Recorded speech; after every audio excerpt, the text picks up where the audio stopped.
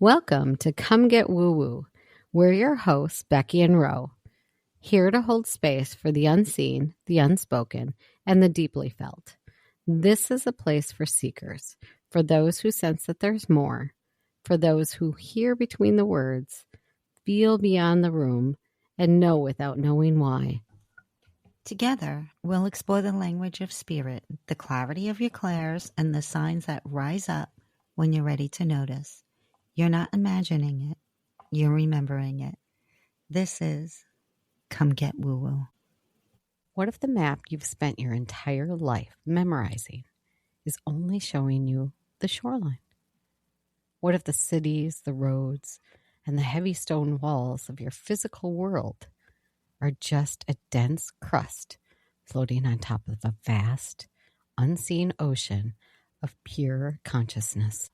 And what if the different floors of that ocean aren't separated by physical distance, but by the quiet, invisible weight of your own emotions? If you've ever woken up from a dream with a lingering scent that you can't name, felt the profound wash of unconditional wisdom that vanished the moment you tried to put it into words, or intuitively sensed that the universe has a basement and a ceiling that your physical eyes simply cannot see, then this episode's for you. Hey, woo-woo seekers, welcome back to Come Get Woo-Woo with Becky and Ro. I'm Becky. And I'm Ro. Today, we are moving past the launch pad. Now that we've learned how to start the engine and part that fluid curtain, we are stepping directly into the architecture of the realm itself. This episode is about mapping the terrain of the astral plane, understanding exactly how fluid this territory is organized from top to bottom. We're going to be talking about the three distinct floors of this dimension.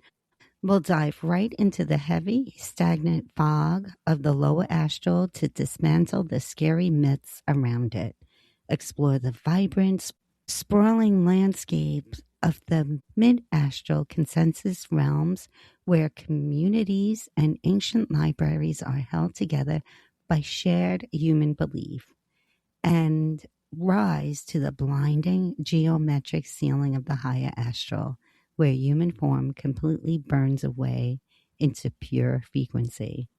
We're also going to unlock the 5 unyielding laws of physics that govern this entire space.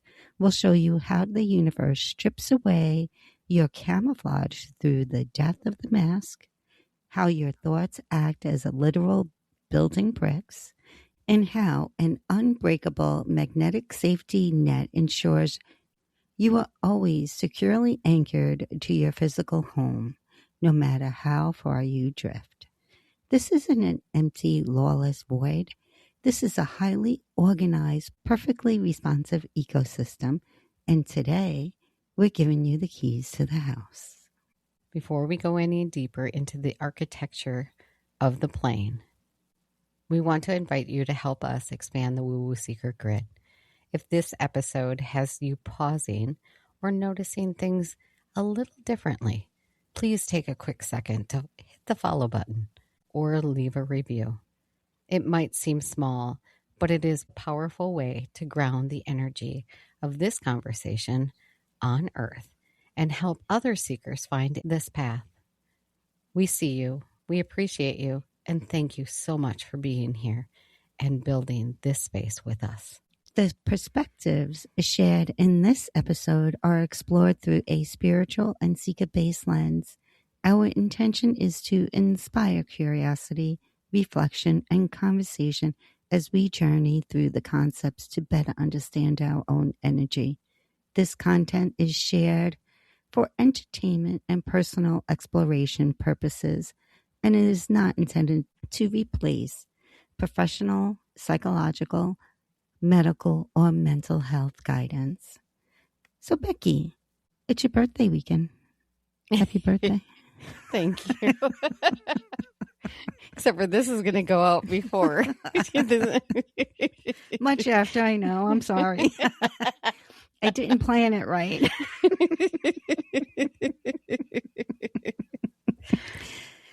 Anyway, what is the astral realm?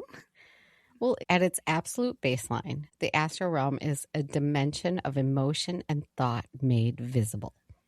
In our everyday physical world, we are surrounded by rigid, stubborn matter.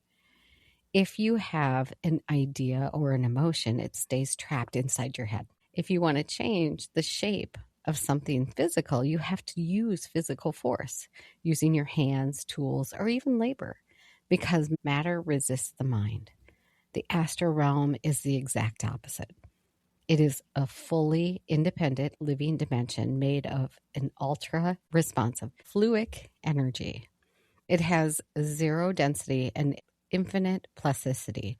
Because it is so fluid, it acts as a massive cosmic mirror of consciousness.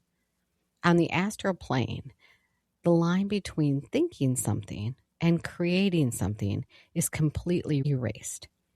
When a human being experiences a raw emotion, a reoccurring fantasy, deep-seated fear, or a powerful belief, that energy doesn't just disappear.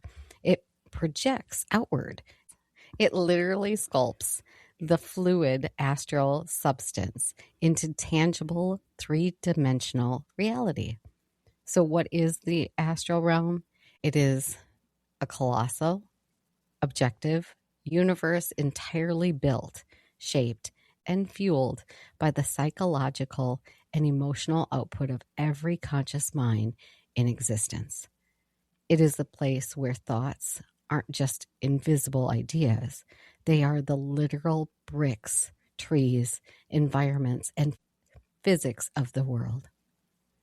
Because the astral realm isn't made of dirt and rock, you can't map it out with miles, borders, or fences. Instead, it is organized entirely by emotional weight. Think of it like a massive cosmic ocean. In a regular ocean, heavy things naturally sink to the very bottom, and light things float to the top. The astral operates on the exact same physics, but instead of physical weight, it reacts to vibrational weight. Heavy, dense, unresolved human emotions naturally sink to the lowest baseline. Light, clear, loving thoughts naturally rise to the top. This self-sorting is what creates the different floors or layers of the astral realm. And that brings us right into the basement, to the lower astral. Ro, do you want to take it from here? I'd love to. The very first floor we encounter is the heaviest, darkest, and most deeply misunderstood territory on the entire plane. This is the lower astral. If you ever watched a horror movie about a spooky, shadowy netherworld, this is the layer they are trying to depict. This isn't a place of punishment built on some angry cosmic judge. It is entirely self-generated basement built by the unhealed human ego. If you were to pop into this layer, it wouldn't feel like open, clean air. It feels incredibly heavy, dense, and claustrophobic, almost like walking through a thick, humid, liquid gray fog right after a massive storm. The lighting here is permanently dim. There is no bright sun or clean white light. Everything is cast in long, distorted twilight shadows. The color palette is completely washed out, dominated by muddy browns, sticky greens, and deep charcoal grays. It feels viscerally exhausting just to stand in it. So what fuels this place? This layer acts as the cosmic drainage system for the raw, unrefined psychological exhaust of humanity. Every single day, millions of people pump out intense waves of hatred, violent rage, paralyzing fear, jealousy, and severe consuming addiction. That heavy emotional energy screams out of the physical body. Because it has so much density and weight, it automatically sinks to the exact level where it gets trapped. Centuries of this collective human trauma have sculpted the fluid astral substance down here into twisted, broken landscapes. You will find crumbling maze-like cities that seems to go on forever, or vast barren plains that carry a low, ancient hum. So I get this visual as you're talking. It's not a place that I want to visit. Yeah, and we've hit on this layer of this realm being like the muddy waters that you can't get your feet stuck in and stuff. Yeah, so I wouldn't want to visit either. Here's the thing about it, though. I think we all sit in it for a good portion of our lives. As scary as it sounds, we purposely choose to be in that realm. Yeah, well, if we're sitting there jealous of someone, if we're in fear, hatred is a big one, I think. Oh, yes. Anger. Mm-hmm. Mm-hmm. Mm-hmm. Those are all sitting right there. Yeah. Yeah, absolutely. Well, I'm actually going to go over the stagnant loops, if you're okay with that. Yeah, awesome. So the defining rule of the lower astral is stagnation. Because the layer is populated by earthbound consciousnesses and intense human trauma fragments, everything repeats. It is full of souls and energy loops that are completely locked in compulsive behaviors. If a consciousness is heavily obsessed with the physical vice or an old trauma, they stay stuck in this self-generated loop, like we were just talking about, are playing out that exact same scenario over and over again in the murky dark. It is a literal mirror of human suffering, forcing the consciousness to look at its own unhealed shadows until it finally decides to let go of the heavy ego, changing its frequency and look upward. One of the things I wanted to address was the fear of astral travel. Will you land here when you travel? And the short answer is only if you invite it in. It sounds terrifying, but this is where the strict physics of the astral realm acts as an automatic security system. Remember, you cannot map the astral realm with physical steps. You map it with emotion. So when you astral travel, your personal vibe acts as a literal GPS. If you decide to practice astral projection when you are in the state of high anxiety, deep anger, or intense fear, your energetic weight is heavy. In that specific state of mind, you might pop out of your body and find yourself sensing that heavy, murky, low fog because your frequency matches it at that moment. But here's the golden rule to remember. You have total control. So I'm wondering, we just talked about projection and travel. What are the differences? I mean, I think that's a commonly asked question. And I am so glad you asked it, because I had the same question myself. Like, what is the difference between the two, and why do you see them two different ways? So astral projection usually refers to the process of consciously leaving the physical body and entering what is described as the astral plane. It's like opening the front door and stepping outside. Now, astral travel is often considered what happens after you projected. It's like deciding where to go once you're outside. Oh, that explains it a lot. Mm-hmm. Thank you. And I like that you have the reminder that if you're in a dark, heavy place, not to astral travel. I agree. As much as you want to escape when you're in that space, it's not going to be any better. Generally, you'll come back with a little bit worse. You think, don't you? Yeah. I think they should try one of our secret tree meditations or whispering coast. I agree. I think that's a great idea. Yes, instead of trying to travel when you're upset. Yes. So I'm going to go over the power of a tent and the golden rule of prep work. Yeah, that works great. Because the mind is the architect up there, the conscious travel is vastly more powerful than any stagnant energy loop in the lower astral. The entities and thought forms stuck in the basement are locked in automatic, unconscious loops. They are basically sleepwalking through their own trauma. You, on the other hand, are awake, conscious, and aware. The second you realize the vibe is heavy or uncomfortable, you don't have to fight anything or run away. You just have to change your thoughts. By deliberately focusing on a feeling of safety, love, or calling on your guides, you instantly change your personal radio frequency. The moment your frequency rises, the laws of the astral physics kick in, and you automatically pop out of that dense layer like a cork floating on top of an ocean. You physically cannot stay in the lower layer if your energy is light and clear. And this is exactly why we emphasized the preparation work in the previous astral travel episode. You never just throw yourself into the astral plane when you're having a terrible, stressful day or right after watching a horror movie.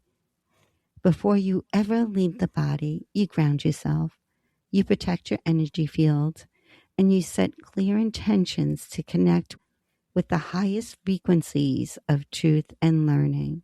When you leave your body from a place of calm, curious, and loving energy, your frequency bypasses the basement entirely.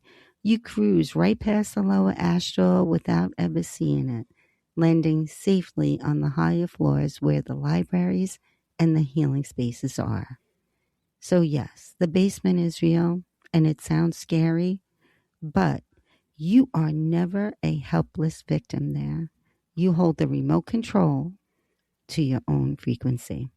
Well, I have no fear of that, of astral traveling after watching a horror movie, because that's not going to happen because I am too big of a baby. Now that's something I have to be You scared have of. to be worried about that. No watching like Criminal Minds beforehand. You know, and I wonder if that changes your mindset. Even watching your criminal shows and stuff like that. Don't get me wrong. Criminal Minds was one of my favorite shows. I love that one because it was a little bit more of a mind twist. Mhm. But at the same time, don't put me in front of Nightmare on Elm Street. I know my daughter looks at it and she's like, Mom, this is so just, it's not real. It looks fake, you know, because the graphics now, it's like, and I'm still terrified of it. I just am. Some of them are scary, though. I agree. I will not watch horror movies alone. I do like horror movies, but I will not watch them alone. I'm a big baby. They're scary, though, some of them. So it's okay. Yes. So we're going to be moving past that heavy basement fog, brings us to the second floor. And this is where the entire podcast episode completely opens up. This is Mid-Astral, and it is the absolute heart and soul and most crowded territory of the entire dimension. If the lower astral is the chaotic storm of individual egos, the mid-astral is the exact opposite. It is the realm of community, stable structure, and beautiful sweeping landscapes. To understand this floor, we have to introduce a massive cosmic law called the law of shared concept. On Earth, we all agree a mountain is real because we can physically look at it and climb it.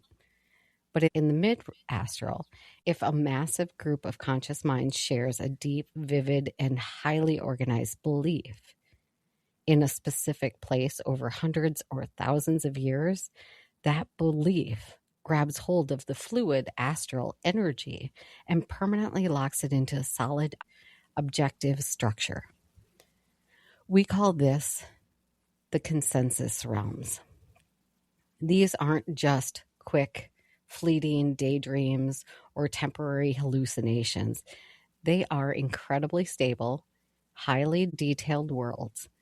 They are so permanent that multiple distinct astral travelers or souls who have crossed over can visit them completely independent of each other, walk down the exact same pathways, explore the exact same buildings, and see the exact same sights. It feels as solid and as real as walking down the street in New York or London. I find this very, very interesting. And we both have done companion meditations for this series. And one of mine actually goes into different layers within the layers. And so I have a healing layer. I have a few different ones. And I think the middle two layers that I talk about are actually in these layers. They're like a sub layer of this mid-astral realm. Oh. So yeah, it's pretty exciting. Yeah, I can't wait to try it. Yes. And just an FYI, you can find those at Come Get Woo Woo on YouTube. Awesome. In our everyday physical world, the human body is the ultimate camouflage. We can wear a literal poker face. You can stand in front of someone, feel absolute envy, resentment, or fear on the inside, and yet plaster a warm, charismatic, beautiful smile across your physical face. You can hide your true motives, fake your confidence, and completely lie about who you are. But the moment you enter the mid-astral, the mask is permanently dead.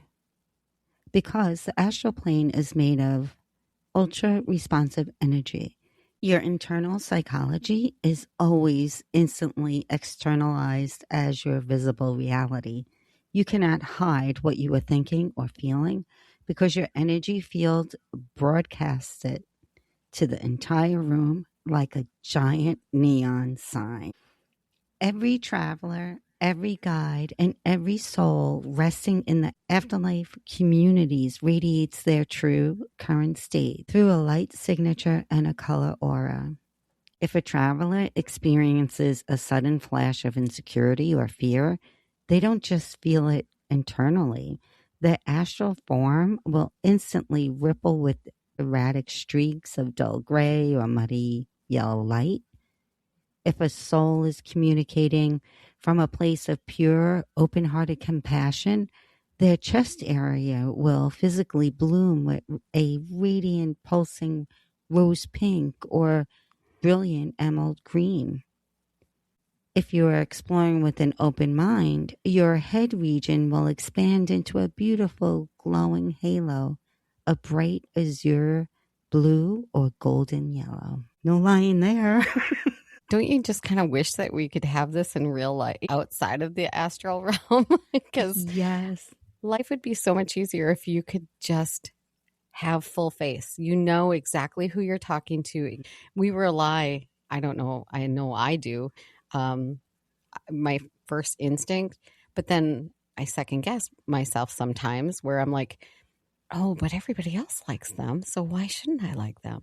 And I'm like, oh God, I got this bad feeling.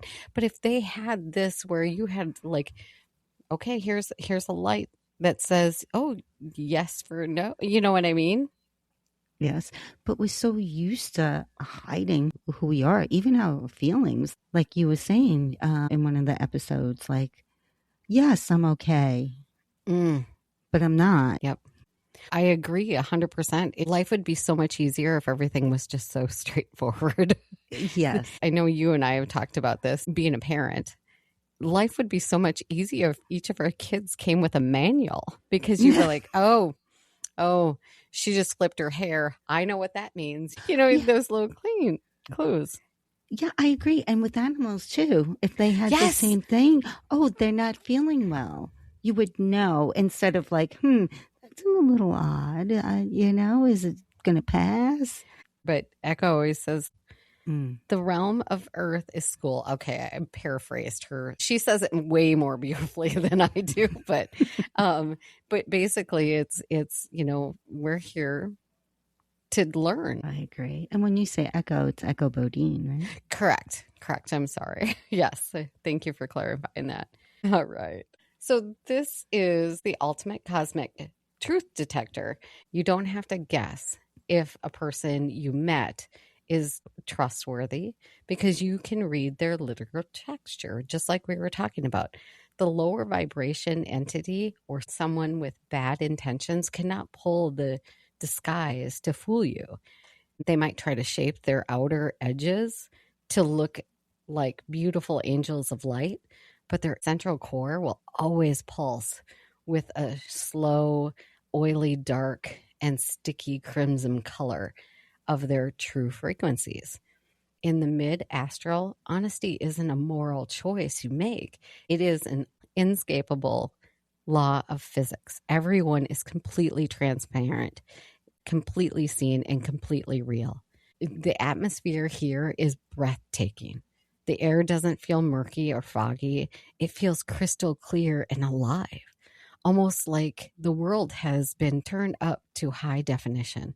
The colors down here on Earth feel incredibly dull compared to this layer. In the mid astral, you are looking at vibrant, luminous, almost electric hues. You'll see forests where the leaves never wither, oceans that ripple with what looks like liquid starlight, and majestic mountains under skies that pulse with beautiful twilight colors. Because humanity has been dreaming, meditating, and creating for millennia, this floor is packed with incredible landmarks. If you travel here, these are the massive architectural hubs that you can run into. The great libraries, which are the Akashic halls, built by our collective hunger of absolute truth and knowledge. These look like spiraling ancient marble temples mixed with impossible futuristic geometry. There are no paper books here. Instead, there are rows of glowing scrolls and crystals. When the traveler touches one, the information doesn't read as text. It projects straight to your mind as a full three-dimensional hologram. You don't read about history. You stand right inside it, experiencing the event as a literal eyewitness. Then you have the healing temples. These are sanctuaries specifically built for souls who have just exited highly traumatic, painful, and completely exhausting lifetimes on Earth. They are designed for total psychological comfort, built next to a cascading teal waterfalls and pristine oceans. The running water and the wind naturally vibrate at the perfect musical chords that soothe the astral body, gently unraveling the deep knot of human trauma. Then, lastly, we have the afterlife communities. This is where the vast majority of people land when they cross over from the physical plane. Because this layer perfectly matches what you expect, humanity has built beautifully sprawling communities that look like idealized versions of Earth. You will find perfectly manicured Victorian towns, serene ancient villages, cozy alpine cottages. It gives transitioning souls a gentle, familiar, and beautiful place to rest, meet up with loved ones, and unpack their lives before moving any higher. It sounds beautiful. Oh, absolutely. And you and I did Akashic Records training. We did. I don't remember ever hearing about us going into the astral realm for the Akashic Records. No, like it was just you went into the Akashic Records. So it's very interesting that that is where this is. Yes, I agree. So navigating the mid-astral feels like entering a living, breathing virtual reality simulator, except your mind is the controller. When an astral traveler arrives on this floor, the rules of physical limitation completely fly out the window. Here is exactly what it feels like to experience the mid-astral. On Earth, We are used to experience things from the outside. You look at a tree or you listen to music through your ears. In the mid-astral, your senses emerge. When you look at a structure like one of the great marble libraries, you don't just see the color of the stone. You can actually feel the emotional intent of the people who built it. If you walk past flowers in a meadow, they don't just sit there. They pulse with a soft, melodic hum.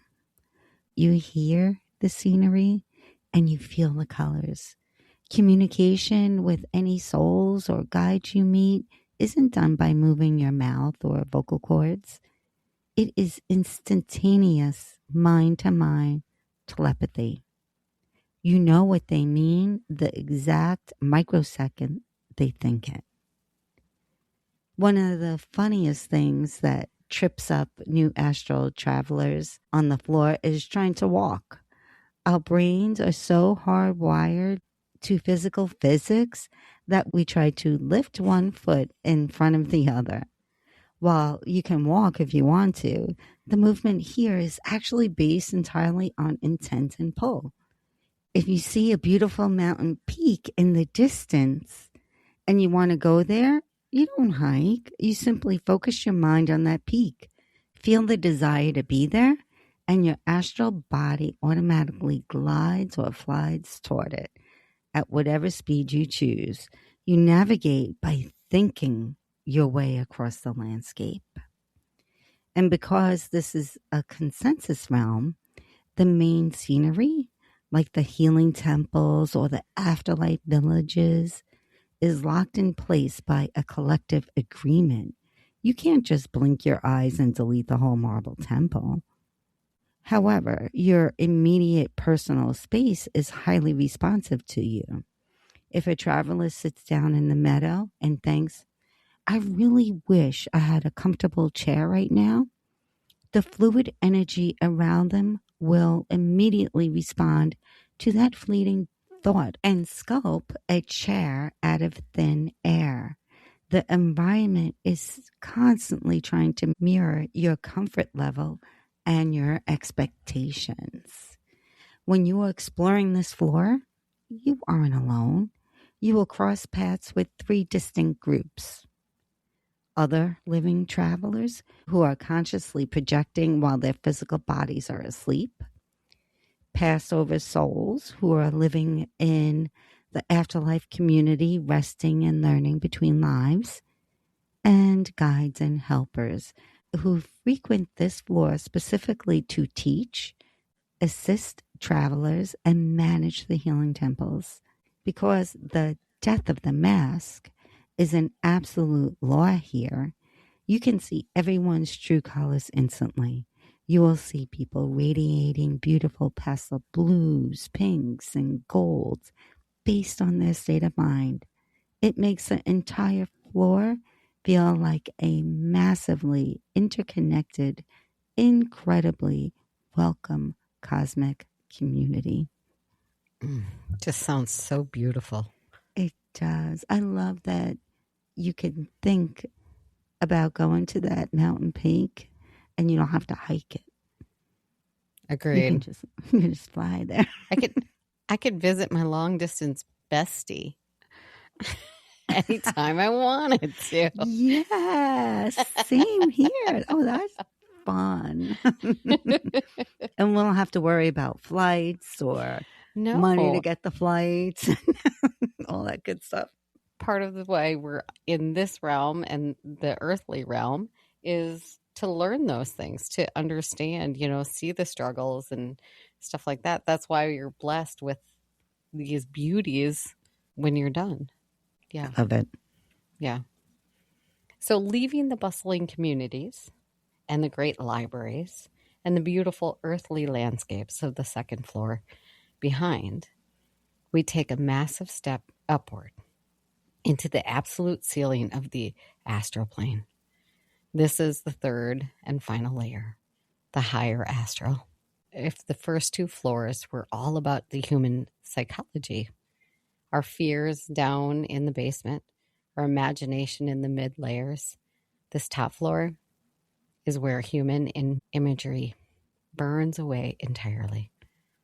You are leaving the world of human shapes behind and stepping directly into the frontier of pure cosmic law.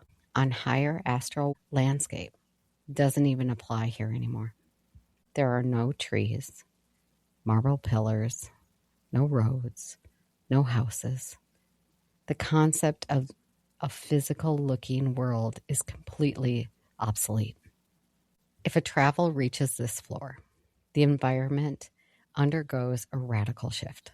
The world dissolves into blindingly beautiful, rotating mandalas of living sacred geometry and pure, formless light. The colors up here don't even exist on earthly spectrum. They are ultraviolet, multidimensional hues that pulse, breathe, and shift dynamically in perfect harmony with universal rhythms. To human consciousness entering this space, the atmosphere feels like absolute waterfall of pure ecstasy, profound clarity, and total unconditional love. There is no anxiety, no doubt, no weight. It is the closest thing to pure source energy you can experience within the astral realm.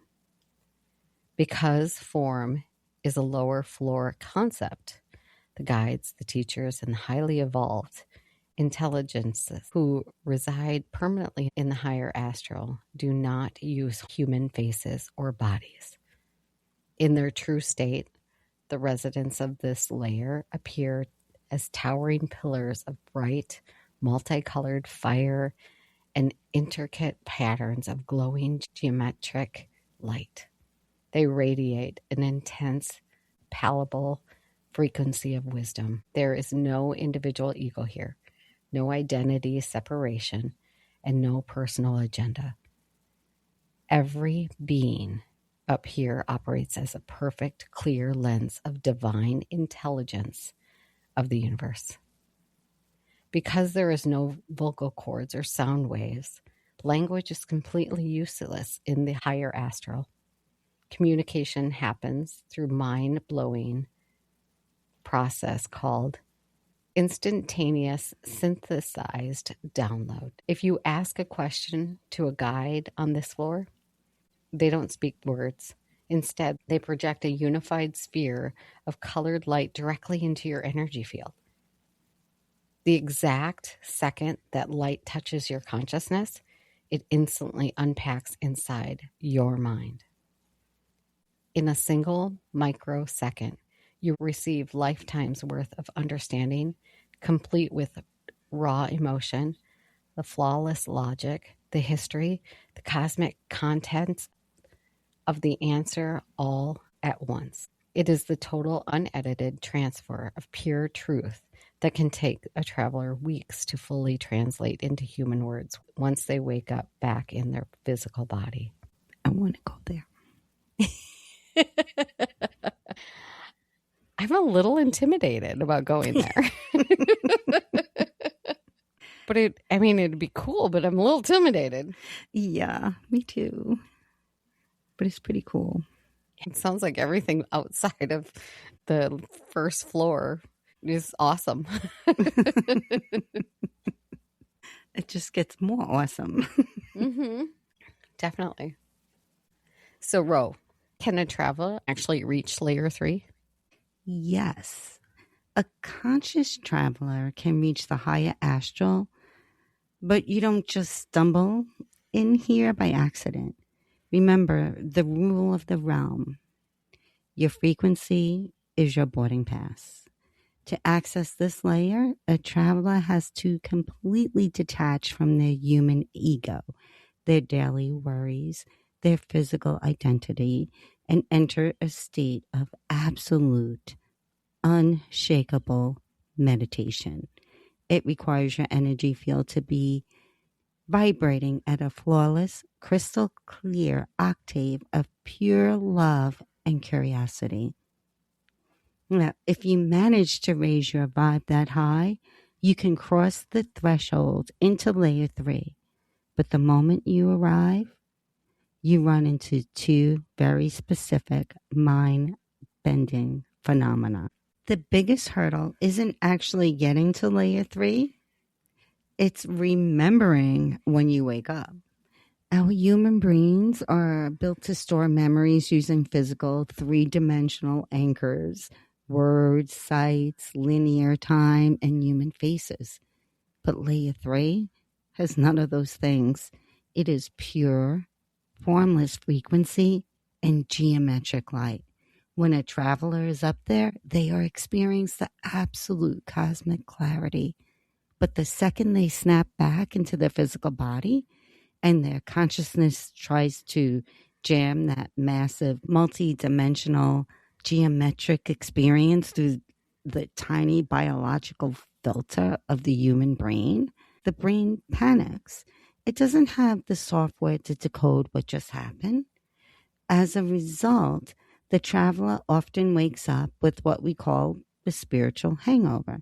They will open their eyes in bed, tears streaming down their face, feeling an overwhelming sense of profound love and infinite wisdom. But when they try to tell someone what they actually saw, their mind goes blank. The brain registers it as a beautiful, glowing blank space because it literally cannot find the words to describe it. And because we are still tethered to the physical body, our human thoughts naturally fluctuate. If a traveler is floating in layer 3, experiencing that beautiful, formless ecstasy, and a single human thought crosses their mind, like, wow, I can't wait to tell Becky about this on the podcast. Or, wait, did I lock the front door? That thought instantly injects a heavy, earthy weight back into the energy field. That exact millisecond that human ego or physical worry creeps back in, the laws of the astrophysics take over. The traveler's frequency drops, and they are instantly, automatically snapped back down into the mid-astral or yanked right back into the physical body with a gasp. You know what I'm seeing? A trend. The ego is just something that always brings you back to lower levels every time. That ego's always getting in the way. I know, it gets in my way all the time. Me too. Between doubt or questioning or whatever. Yep. Very cool, though. I want to visit. Maybe I've visited. I just can't remember. That's right. Yes. So just like our physical world relies on things like electromagnetism and thermodynamics to keep everything organized, the astral realm has its own strict, unyielding laws of physics. So let's talk about the 5 cosmic rules you absolutely cannot break when you are navigating this space. So the first one, it is the law of vibrational segregation. We've talked about this, but it bears repeating. Your emotional frequency is an absolute GPS coordinate on this astral plane. Heavy, unhealed density naturally sinks like lead weight straight to the murky basement, while light, clear energy effortlessly floats to the top floors. There is no bribing your way up. There is no getting accidentally stuck somewhere you don't belong. It is a flawless, self-sorting security system. And it is the exact reason the lower astral isn't something that you need to fear. You simply cannot perceive what you do not match. Number 2, the law of immediate externalization, or the mirror effect. This is the absolute death of the mask. On Earth, you can smile through deep insecurity or hide a heavy heart, and nobody around you is any wiser. But the astral plane Your internal state is your external appearance. Your color, your shape, and the light you project are all broadcasting your true emotional reality in real time. You cannot fake a vibe you aren't genuinely holding. And you can always read the true colors of anyone else, no matter what kind of camouflage they try to wear. Law number 3, the law of thought plasticity. So it's thought is a brick. This is the core truth of the entire dimension. On the astral, thinking something and creating something are the exact same act.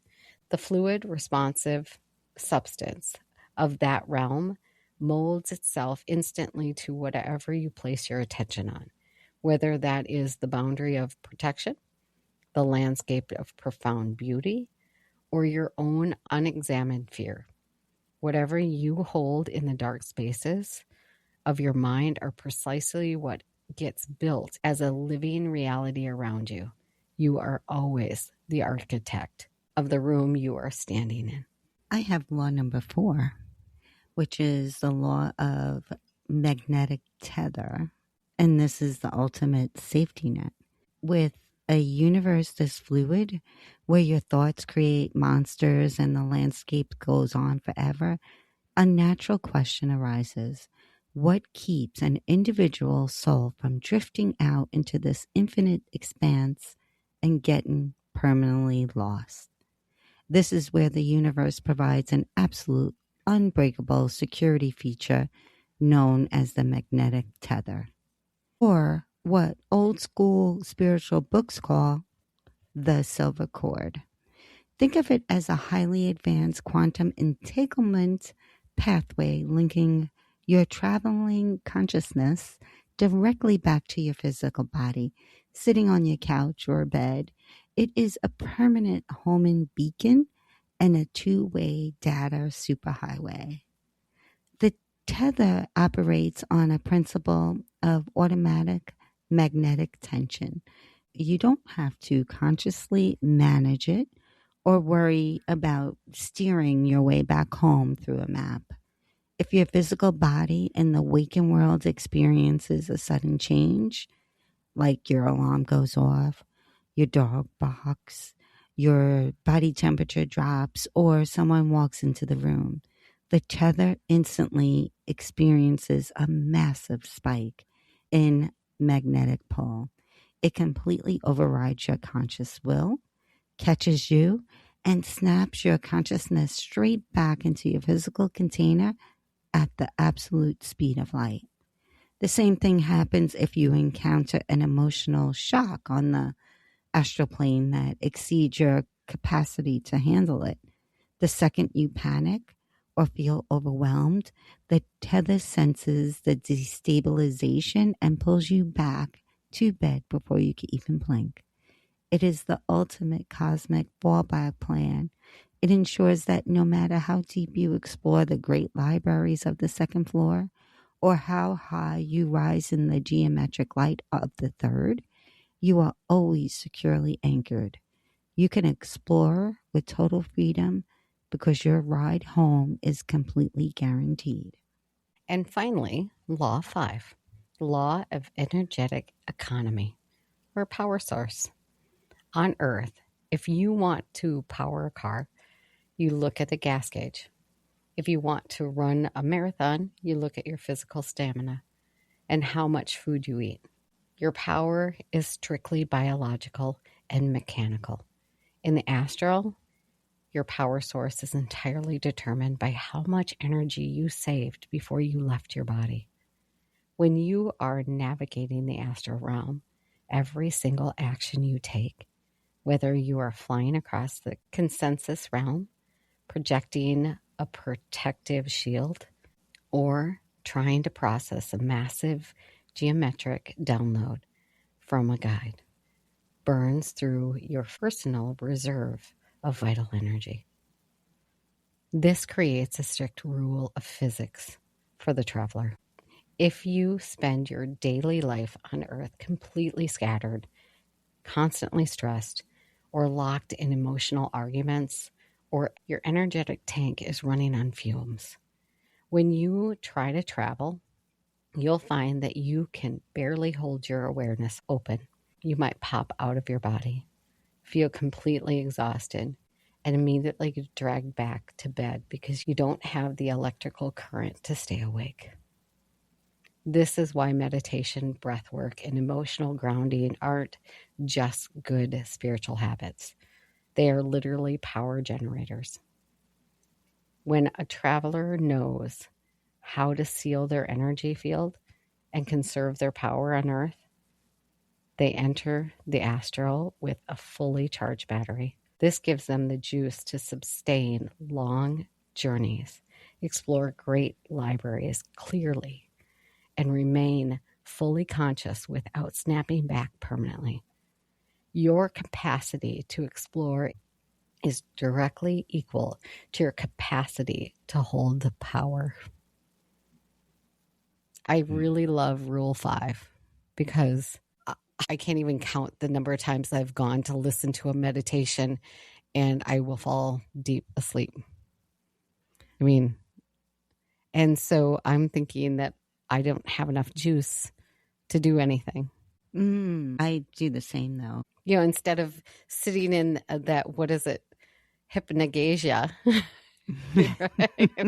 I love that word now. Instead of staying in that realm, you know, because that's kind of where it starts. Mm-hmm. You go direct into like actual sleep. Yeah, I don't have enough power. I'm always falling asleep during meditations. I'll fall asleep during our word meditations. And they're not very long. No. I'm guilty of it also. So, oh, good. So it's not just me. Yeah, no, it's not you. It's not because it's boring or anything like that. It's just we're exhausted. That's because we have too much on our plate, I believe. And we keep adding more because we get so excited about all this that we keep adding more. Yes. As we close this deep dive into the architecture of the house, I want to give you something to try tonight. Don't do it right now. Do it later when the world has gone quiet. The static of your day has finally settled, and you are pulling back the blankets up to your chin. When you lay your head down on the pillow, take a slow, deliberate breath and look inward at your own emotional landscape. Don't judge what you find there. Just look at it. If you feel the heavy, tight static of a stressful day or a lingering worry, recognize it for what it actually is. It's just the dense fog of the lower astral trying to hitch a ride on your coat wheels. But remember, the law we talked about today, you are the one holding the remote control.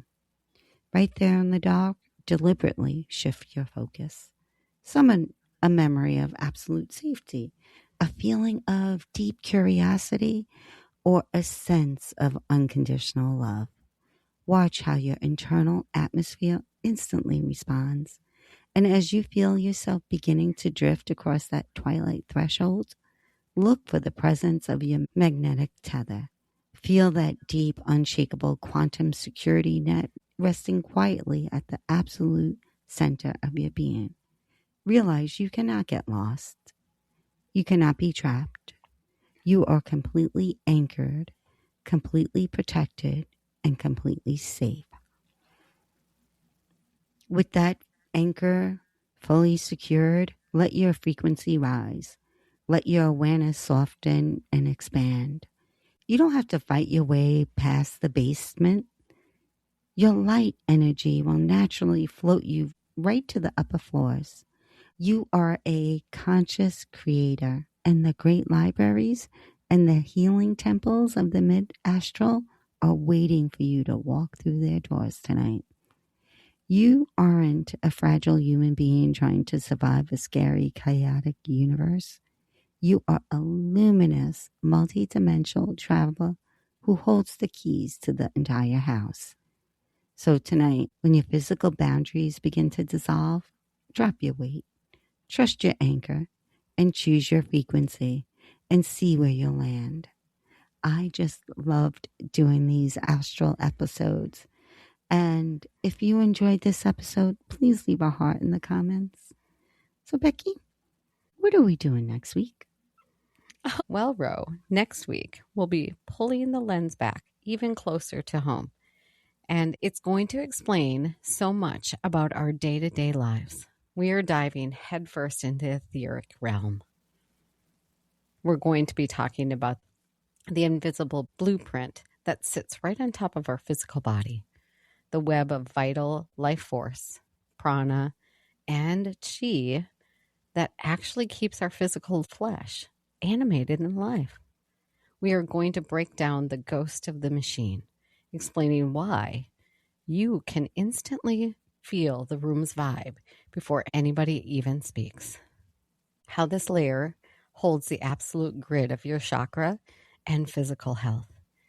And what happens to this etheric double when we sleep, heal, and eventually cross over. It is the literal bridge between the physical world and the astral world. And we're going to show you exactly how to sense it and work with it in your everyday life. You're definitely not going to want to miss this one. And here are the words for this week from the Woo Woo Seeker's Journal, A Journey for Your Signs and Symbols, Book 1. Seeker and Shadow Self. See what rises, see what resonates. You can find the meditations for these words on our YouTube channel at Woo Woo Seekers. All the words can be found with direct links in our newsletter that can be found at comegetwoowoo.com, with new meditations released the first of every month. If you want to deepen your own journey, explore other meditation series, Sacred Tree, Soul's Garden, and Whispering Coast. Also available on our YouTube channel at Woo Woo Seekers.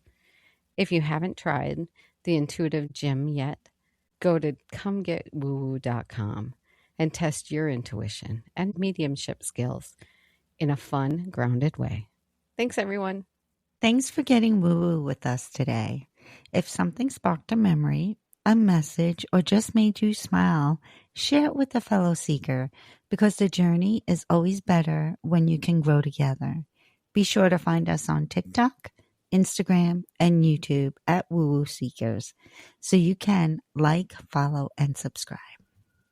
You can also follow us by visiting our website, comegetwoowoo.com.